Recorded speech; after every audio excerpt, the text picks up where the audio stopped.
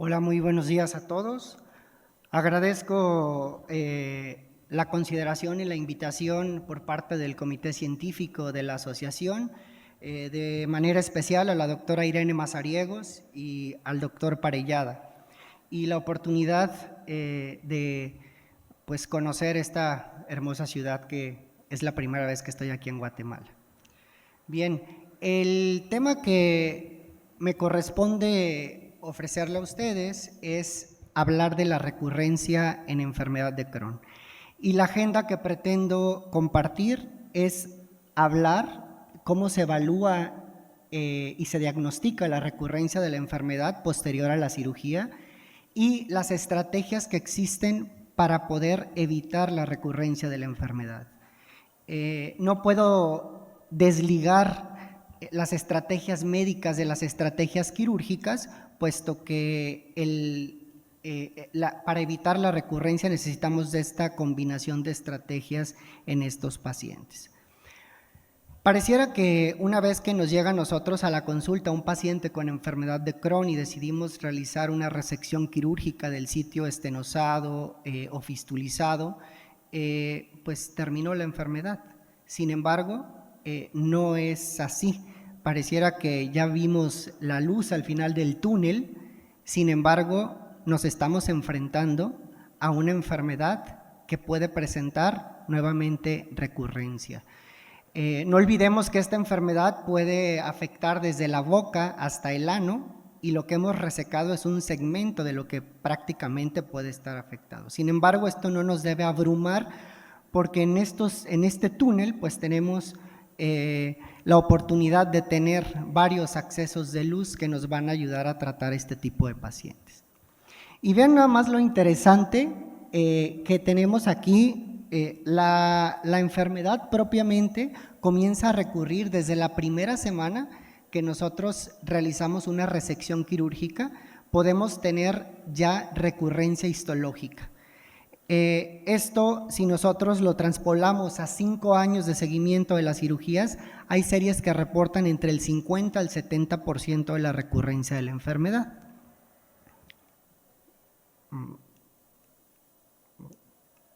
Creo que esto ya no, perdón. Y bueno, para esto nosotros tenemos dos estrategias para poder tratar este tipo de pacientes.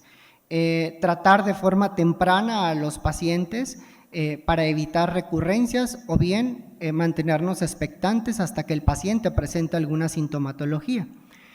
Y pues para esto nosotros debemos tener la certeza de que el paciente tiene una recurrencia de la enfermedad mediante la revisión endoscópica, y esto es mediante la escala de Rutgers. Esto ya está bien especificado, ya está bien determinado las características endoscópicas que debemos buscar en el paciente con enfermedad de Crohn posoperatorio. Y aquí las guías de la Asociación Americana de Gastroenterología, que para mi gusto son quienes tienen pautado un mejor manejo de la enfermedad, nos dicen: a los pacientes hay que estratificarlos por riesgo después de que los operamos, y entonces decidir qué vamos a hacer, si vamos a emplear alguna terapia médica o nos vamos únicamente a enfocar a darle un seguimiento endoscópico a este tipo de pacientes. Y si hay diferencia entre tener este seguimiento proactivo a tener un seguimiento reactivo. Si nosotros vemos en este estudio, si hay diferencias estadísticamente significativas en aquellos pacientes que nosotros les brindamos un seguimiento proactivo, es decir, realizar una ileocolonoscopía 6 meses posteriores a la resección quirúrgica, con aquellos que esperamos a que desarrollen algún signo de recurrencia. Existen tratamientos médicos, por eso decía que no puedo deslindar el tratamiento médico del quirúrgico en cuestión de recurrencias en enfermedad de Crohn, que utilizamos para tratar médicamente la enfermedad antes de que el paciente llegue a una resección. Sin embargo, pues como ustedes pueden observar en esta tabla, la recurrencia clínica y endoscópica, cuando nosotros utilizamos 5 aminosalicilatos o utilizamos algún esteroide como budesonida o algunos inmunomoduladores como la azatioprina o 6-mercaptopurina, realmente las tasas o los índices de recurrencia endoscópica pues son muy altos. Existe por ahí un grupo holandés que ha propuesto el uso de metronidazol a dosis bajas de 250 miligramos 3 veces al día por un lapso de 3 meses para poder evitar la recurrencia de la enfermedad de Crohn en aquellos pacientes que tienen factores de riesgo y que estos los puntúan en un riesgo de recurrencia de leve a moderada con resultados realmente pues estadísticamente significativos en aquellos que se utilizan estos azoles en comparación con los pacientes que únicamente se dejan en una vigilancia reactiva. Aquí vemos, este es el estudio original, justamente donde evalúan la recurrencia endoscópica posterior a la resección y al uso de metronidazol 250 miligramos por 3 meses, y vemos que sí existe realmente una diferencia entre aquellos pacientes que recurren y los cuales no tienen recurrencia. Hablar de terapia biológica en este tipo de pacientes también es importante. Creo que nos encontramos ahora en una etapa de transición de la enfermedad donde vamos a pasar de la terapia convencional que tenemos para tratar estos pacientes a el uso de terapia biológica que cada vez está más disponible en nuestro medio.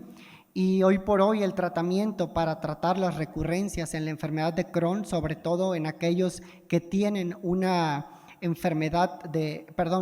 puntuación de recurrencia alta, pues se convierten en una primera opción de tratamiento. Aquí vemos que no hay diferencias estadísticas a la semana 76 y 104 cuando hablamos nosotros de recurrencia clínica. Sin embargo, a la semana 76 sí existen diferencias estadísticas en cuanto a la recurrencia endoscópica de los pacientes que han sido tratados posquirúrgicamente con infliximab. De igual manera, ustedes pueden ver estos estudios reportados por el doctor Regueiro en el 2016, donde el uso de infliximab reduce la recurrencia endoscópica en estos pacientes de forma muy significativa. Nosotros en algún capítulo que nos tocaba revisar vimos la mayor parte de los estudios que habían utilizado terapia biológica, principalmente anti-TNFs, posterior a una resección de enfermedad de Crohn, y realmente vemos que pues, puede convertirse en una terapia de primera elección para pacientes con alto riesgo de recurrencia que han sido sometidos a una cirugía por enfermedad de Crohn. Recientemente, en abril pasado, se presentaron varios trabajos en la DDW donde evaluaban la efectividad de la terapia biológica justamente en pacientes posoperados con enfermedad de Crohn. Y vemos aquí en esta curva de Kaplan y Meyer que probablemente pues, no exista una diferencia tan significativa entre el tipo de terapia o de diana que nosotros utilicemos, pero al momento de hacer un análisis un poco más preciso, vemos que la única opción terapéutica es justamente el uso de anti-TNFs, el que nos va a prevenir la recurrencia endoscópica de la enfermedad. Y así podemos seguir hablando de diferentes estudios y metaanálisis que se han realizado para poder evaluar cuál es el mejor fármaco que debamos utilizar posterior a una resección quirúrgica en un paciente con enfermedad de Crohn, y puedo decir que los fármacos que tienen un mayor nivel de evidencia para poder evitar estas recurrencias son justamente los inmunomoduladores como la azatioprina y los fármacos incluidos en la terapia biológica que son los anti-TNFs. ¿Cómo estratificamos el riesgo o cómo debo evaluar yo al paciente para determinar qué es lo que le voy a ofrecer después de realizar una resección quirúrgica? Debo considerar los factores de la enfermedad, los factores clínicos. En este caso, si yo tengo un paciente con una edad mayor a los 50 años, que no es fumador, que fue sometido apenas a su primer cirugía y tiene una duración de la enfermedad más de 10 años, probablemente este paciente sea un paciente de bajo riesgo para la recurrencia, y entonces puedo en este sentido usar la vigilancia de forma reactiva y si realmente encuentro alguna lesión endoscópica, iniciar allí el tratamiento profiláctico. Si nosotros vemos a un paciente de alto riesgo, pues es un paciente con una edad menor a 50 años, fumador, que ha sido sometido a más de una cirugía.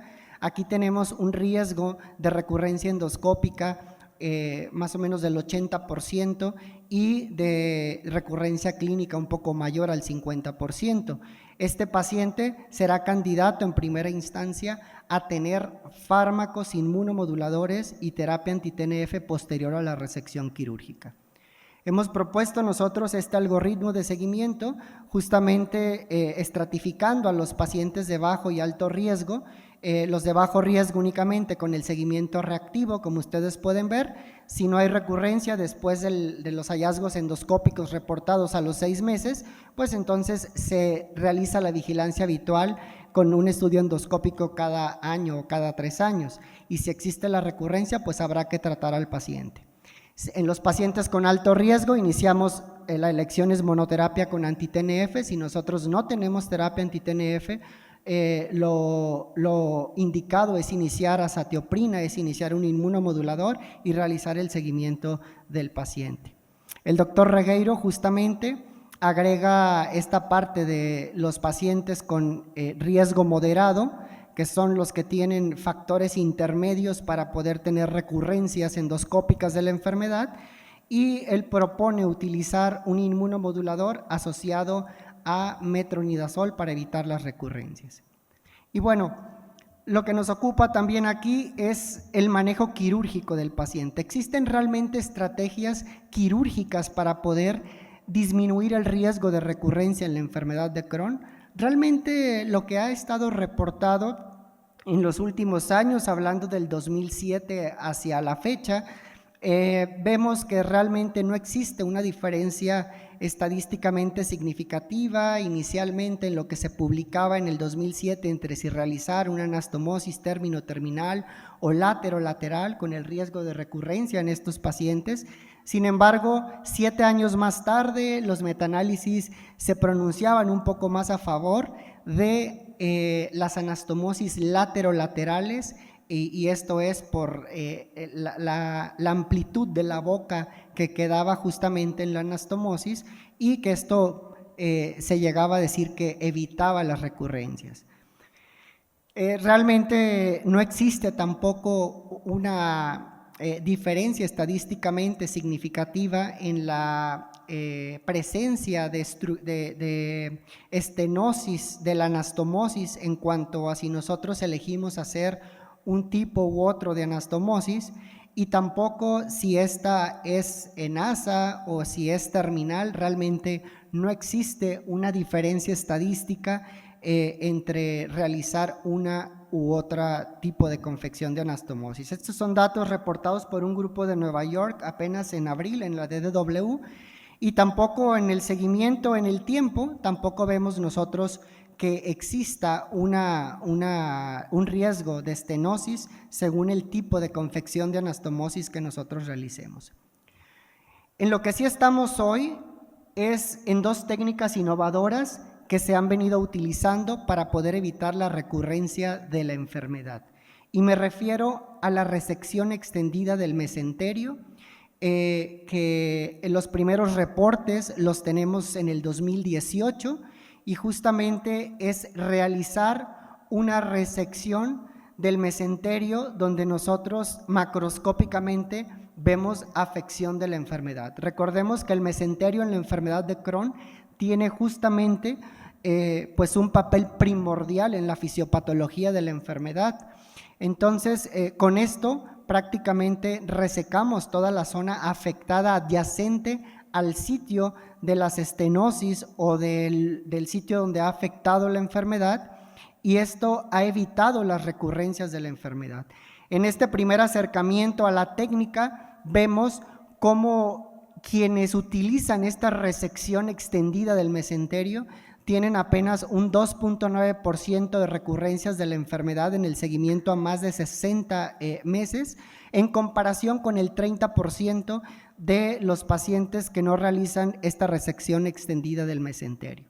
Después de este estudio se han venido a realizar diferentes ensayos clínicos. El que más resalta es este, SPICY, que se acaba de publicar también hace algunos meses, y justamente aluden a la resección justamente extendida del mesenterio, y no viene más que a confirmar lo que los primeros ensayos pilotos nos mencionaban, que era mejor realizar una resección extendida que una resección limitada del mesenterio en estos pacientes. Otra de las técnicas, la técnica no es novedosa, lo que es novedoso es emplearlo en este tipo de pacientes, la anastomosis confeccionada con la técnica de cono S.